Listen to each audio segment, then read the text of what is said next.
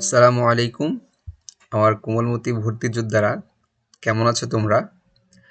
আমি তোমাদেরকে বলেছিলাম যে বাংলা, ইংরেজি এবং সাধারণ জ্ঞানের পর গাণিতিক বুদ্ধিমত্তার উপরও আমি তোমাদের ক্লাস নিব এবং তোমাদেরকে দেখিয়ে দিব যে কেমনভাবে প্রশ্ন হতে পারে এবং কিভাবে লিখলে তোমরা ভালো মার্ক তুলতে পারবে। তো হয়তো সময় মতো দিতে পারলাম না, কারণ হচ্ছে আমি একটু ব্যস্ত ছিলাম। সেই জন্য আমি এক্সট্রিমলি সরি।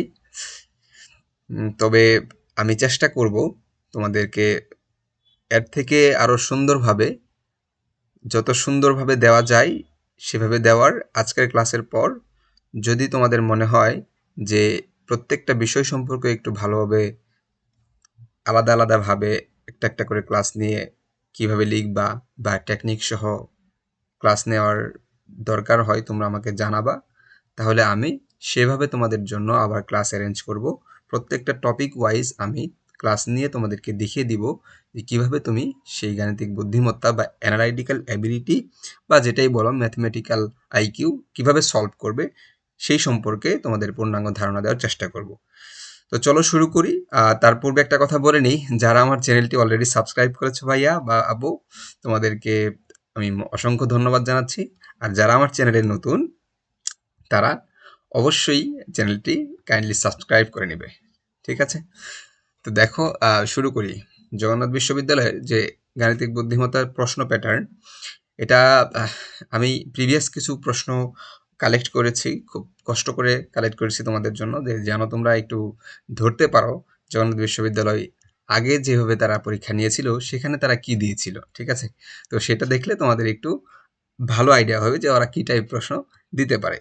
তাছাড়াও আরও সুন্দরভাবে তোমাদের প্রশ্নপত্রের উত্তর কিভাবে দিতে হবে বা তোমরা ঠিক কিভাবে অ্যান্সার করবে, এই জিনিসগুলো এখানে মোটামুটি আমি দেখিয়েছি। ঠিক আছে?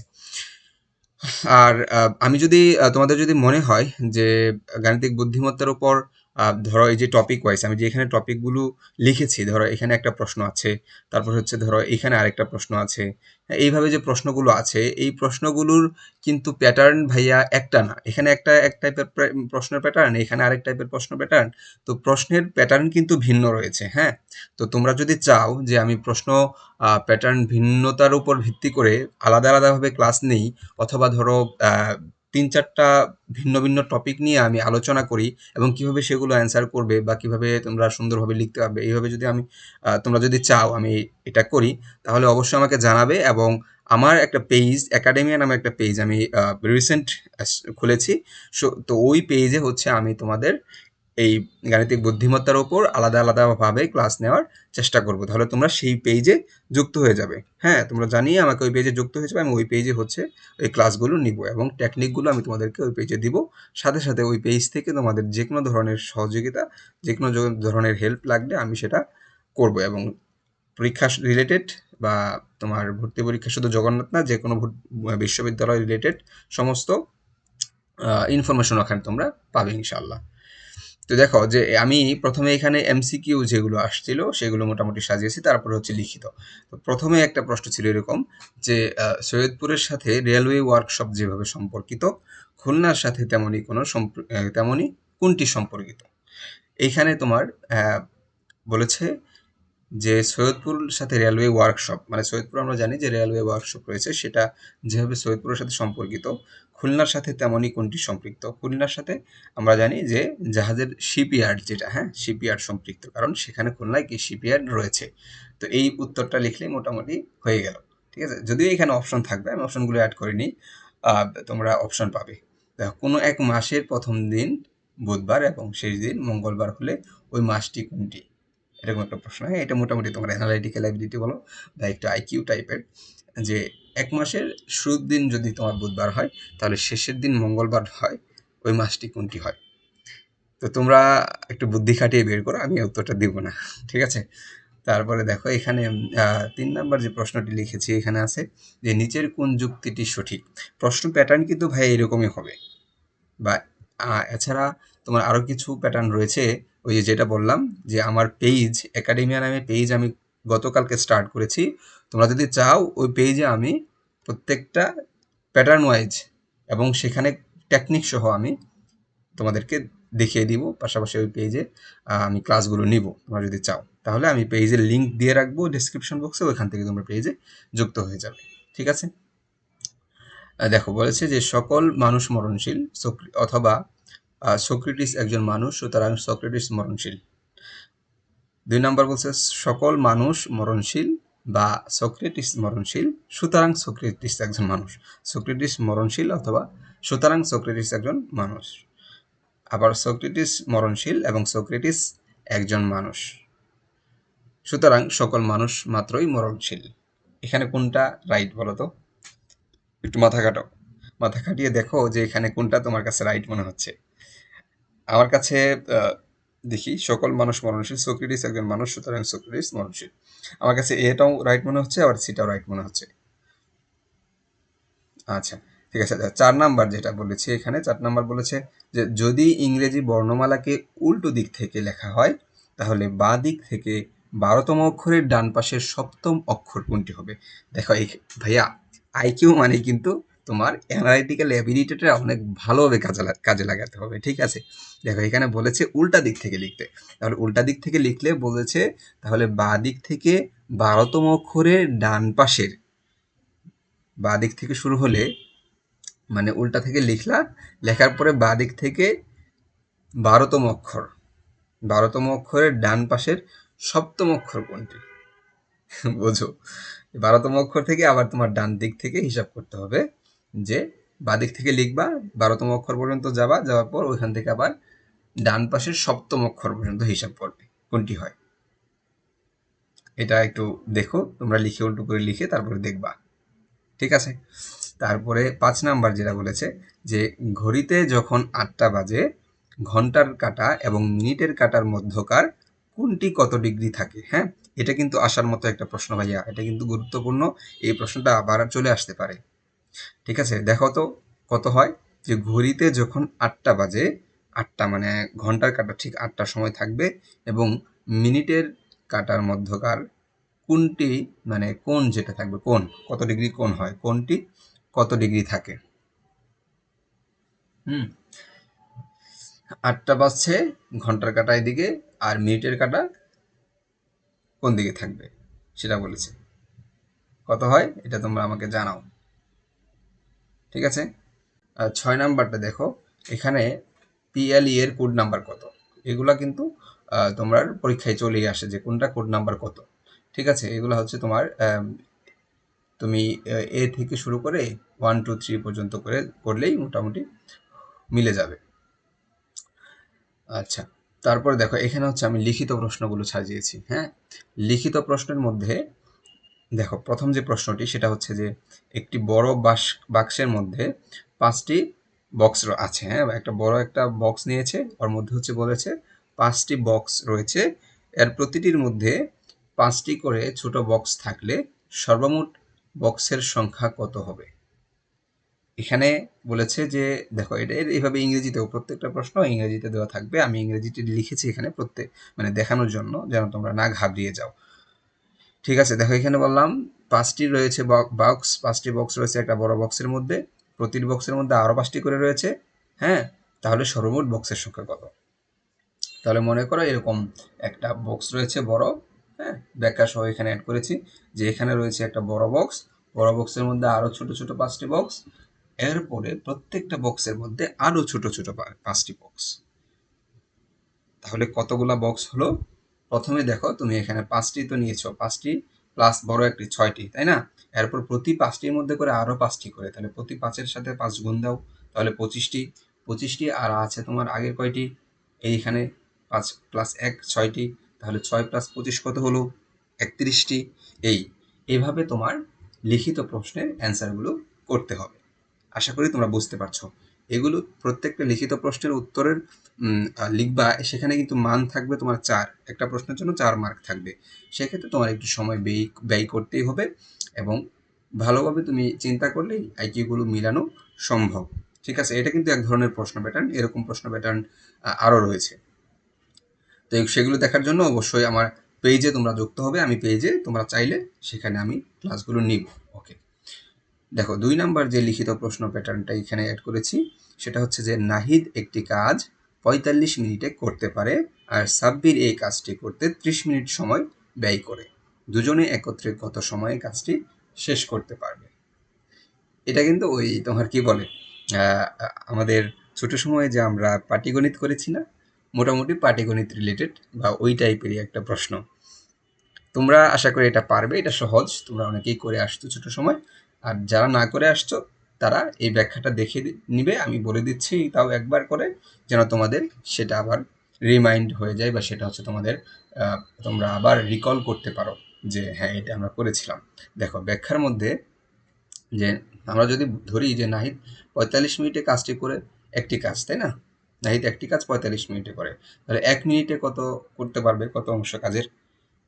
এটা সর্বপ্রথম আমরা জানি যে পাটিগণিতের নিয়ম হলো যেটা থাকবে সেটার আগে ছোট অংশটা মানে একে কত হয় এটা বের করতে হবে।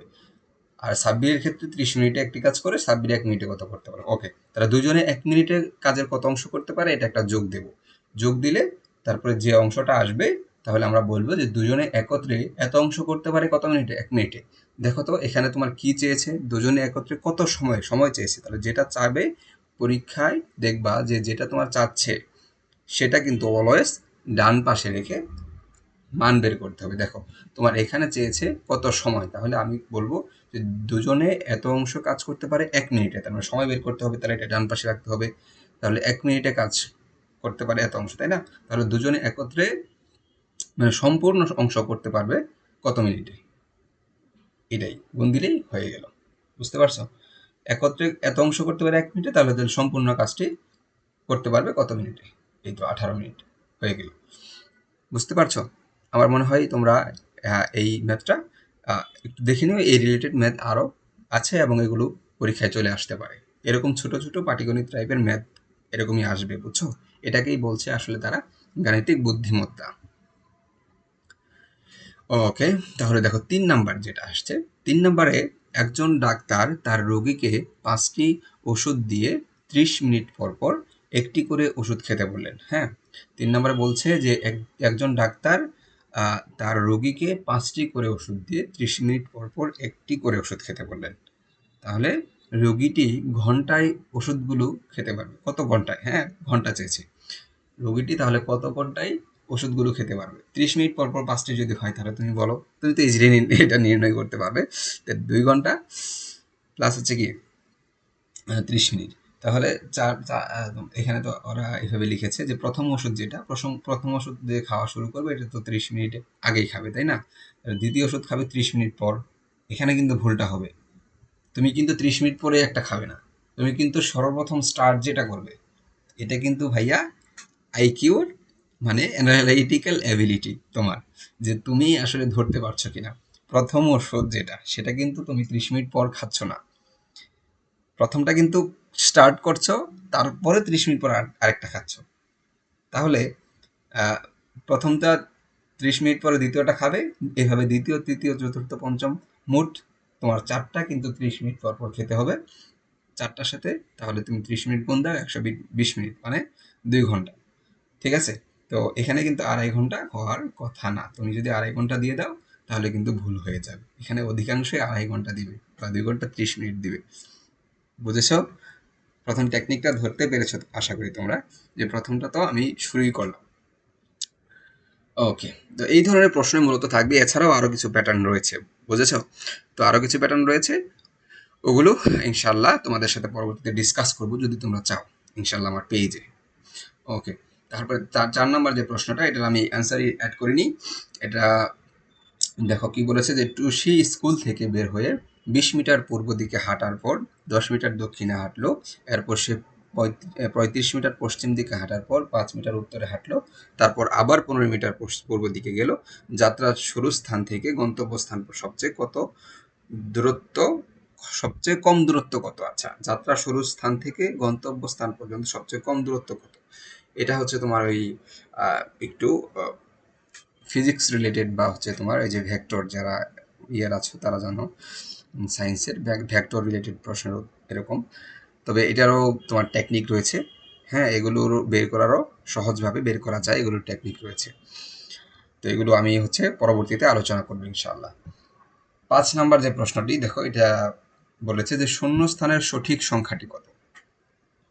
এখানে একটু খেয়াল করো ভাইয়া, যে এখানে শূন্যস্থান, তাই না? তো শূন্যস্থানের সঠিক সংখ্যাটি কত, এরকম প্রশ্নই কিন্তু আসবে। এই প্রশ্নটি কিন্তু 2019 সালে আসছিল।